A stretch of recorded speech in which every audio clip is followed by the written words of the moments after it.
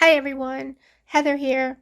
This is actually my second one of these classes that I've taken. So some of it was a little bit of an overlap for me. The first class we talked about, microaggressions. We talked about putting in a diversity statement into your syllabus, which I did after the class. So some of that I've already been doing. But for me, one of the big things I learned about this or from this class this semester is the idea of giving a survey the first day of class. I really like that idea. Instead of just like I usually go around and do like this little meet and greet kind of thing, I like the idea of adding a survey to that, and I'm going to work on it more over the summer. But currently I have like I'll ask them their names and then their preferred names and then pronouns, and not preferred pronouns, just pronouns, and then asking them what are their expectations of the class. I would really be interested to hear what they have to say about that, and then asking them what type of learner are they, visual, audio, whatever that might be.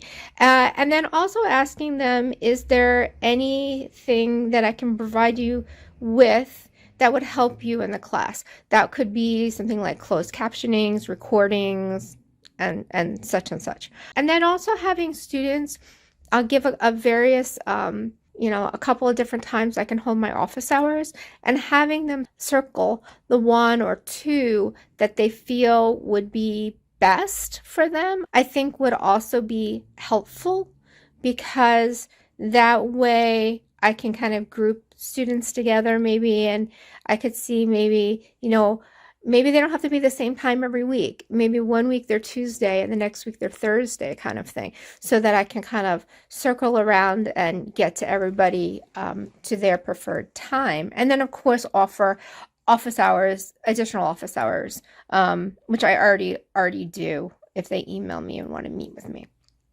So just little tweaks like that, I think, help to make the class better each time I'm taking one of these courses.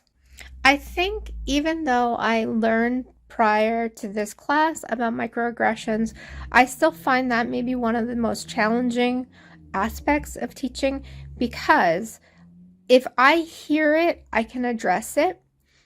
If I recognize it, I can address it. But do I always recognize it? And do I always hear it? It might be that I have students doing group work and something's said in a group and I don't hear it, and then the students are embarrassed or too afraid to come to me. So I think one thing I can do is, once again, reinforce the rules of the class before we go into group sessions. I think that could be helpful, whether it be breakout rooms on an online class or in my in-person classes when I do group work. That's something I'd like to try and implement, because again, I find sometimes that's one of the more challenging things, is have students interact with each other, and maybe not even just microaggressions, but in general, having students interact with each other since the pandemic has become really difficult. And so to facilitate some rules for them to help them to start talking to one another, I think would be helpful.